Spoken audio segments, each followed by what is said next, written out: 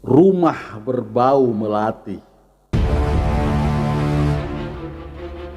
Waktu maghrib yang menegangkan, orang-orang bergerak menuju rumah kosong setelah pencuri kotak amal lari ke dalam bangunan angker untuk bersembunyi. Tak ada azan maghrib hari itu, sebab seluruhnya pergi mengejar pencuri laknat yang lancan mencemari rumah suci dengan perbuatan yang keji. Dia harus ditangkap dan diadili. Rombongan massa itu saling sahut menyahut, menumpahkan sumpah serapah. Sesekali salah satu di antara mereka meneriakkan takbir. Mereka makin dekat. Semerbak melati di bawah angin dari arah rimbunan pepohonan di halaman rumah angker. Rumah bau melati. Konon sering ada penampakan wanita yang melayang-melayang mengitari rumah. Ia terbang sambil tertawa cekikikan. Namun, kali ini siapa yang peduli bau melati? Siapa yang peduli penampakan hantu wanita? Orang beramai-ramai, bahkan di dalam rombongan itu ada Pak Haji. Mana mungkin wanita itu berani menampakkan diri? Bau melati makin kental, kian menusuk hidung, wangi sekaligus mendatangkan ketenangan yang mengerikan. Tak berapa lama kemudian orang-orang telah sampai di halaman rumah. Allahu Akbar. Pak Haji mengucapkan takbir. Pandangannya menatap tajam ke awang-awang, sementara warga yang lain senyap. Beberapa gemetaran, ada juga yang mulutnya sampai menganga. Perempuan itu muncul, melambung-lambung di antara pepohonan rimbun. Mengapa ke masjid? Mengapa tak menggunakan azan? Bangsaku sudah siap menutup telinga. Beberapa sudah bersembunyi di tempat pembuangan yang kedap dan bau. Sergah wanita yang wajahnya tertutup rambut panjang. Kami mau menangkap pencuri kotak amal, jawab Pak Haji sedikit gemetar. Tidak bisa. Dia mencari perlindungan di rumah kami. Wajib bagi kami untuk melindunginya. Setan terkutuk. Sudah terkutuk. Sukanya membela bandit yang kelakuannya terkutuk. Kamu yang lebih terkutuk. Kalian semua terkutuk. Kejutan kata itu diiringi tawa cekikikan.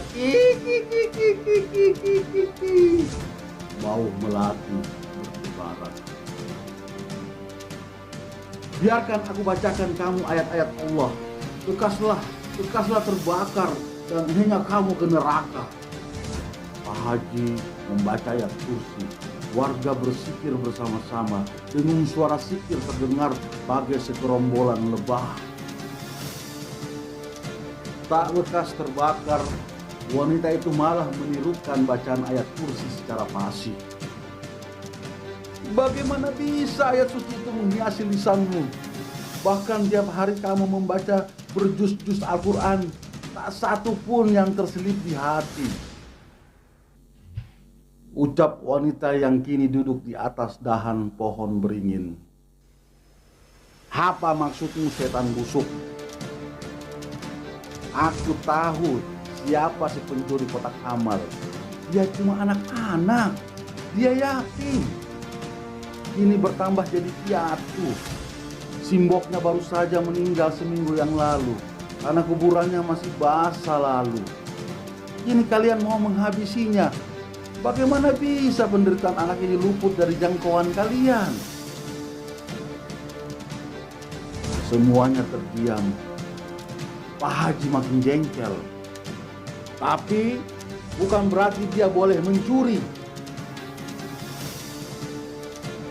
Kamu mengumpulkan kas masjid yang puluhan juta itu melalui pengeras suara. Sementara anak-anak ini kelaparan. Hidupnya kini sebatang kara. Lalu kemana saja kas yang puluhan juta itu? Mengapa yang kalian pentingkan hanya pembangunan masjid saja? Kalau masjidnya bagus dan nyaman, ibadah jadi tenang. Pak Haji masih membela diri meski nada bicaranya makin melunak. Masjid kalian makin megah, makin nyaman, tapi Allah yang kalian sembah itu kelaparan, kehausan, sedang kalian tak mau menggubrisnya. Kurang ajar, beraninya kamu merendahkan Allah. Mana mungkin Allah lapar dan kehausan. Pak Haji kembali menaikkan suaranya, telunjuknya mengacung ke atas, tasbihnya terlihat melilit di pergelangan tangan. Dalam setiap jiwa yang kelaparan dan kehausan, Allah begitu dekat. Apa kalian tak pernah mengasah hati nurani? Wanita itu kembali bisikan.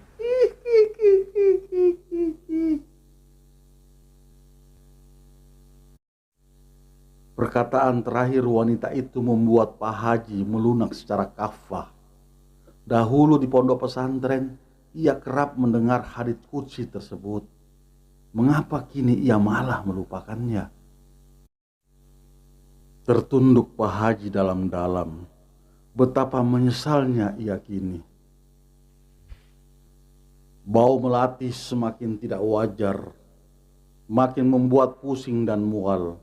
Beberapa yang tidak kuat menghirup aroma kental itu akhirnya lemas dan pingsan. Pak Haji pingsan paling akhir. Pak, bangun. Sudah maghrib, ayo ke masjid. Bu Haji membangunkan suaminya yang tertidur selepas asar. Buru-buru Pak Haji ke masjid dan mengecek kotak amal. Masih pada tempatnya. Pucat muka pria sepuh itu karena mimpi yang terus berkelebat di benaknya. Usai maghrib, Pak Haji dan beberapa jamaah membongkar kotak amal. Dari hasil yang didapat, sebagian dialokasikan untuk pembangunan, sebagian untuk kesejahteraan umat. Esok hari, Pak Haji buru-buru membeli sembako dengan uang kotak amal. Ditambah uang pribadinya, ia mendatangi rumah anak yatim yang ada di dalam mimpinya. Tersuruk-suruk langkah Pak Haji membopong sekarung beras dan menenteng bingkisan. Beberapa warga menawarinya bantuan untuk membawakan karung beras, tapi Pak Haji menolak. Ini adalah kelalaianku. Aku membiarkan anak yatim itu kelaparan. Aku sendiri yang harus memikulnya. Sesampai di depan gubuk tua dan reot di pinggir sungai, buru-buru Pak Haji dan warga dengan bangga membuka pintu gubuk yang hampir roboh itu. Dan apa yang mereka saksikan?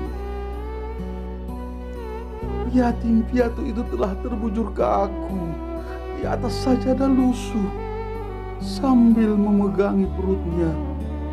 Di hadapannya ada Al-Quran kecil yang masih terbuka pada surat Ad-Duha ayat 9.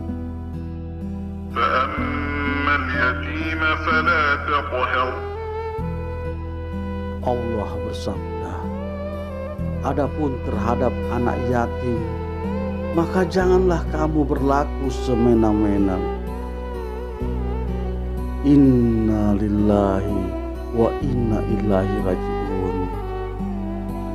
Inilah kisah ketika kas masjid hanya untuk memegahkan rumah Tuhan. Wassalamualaikum warahmatullahi wabarakatuh.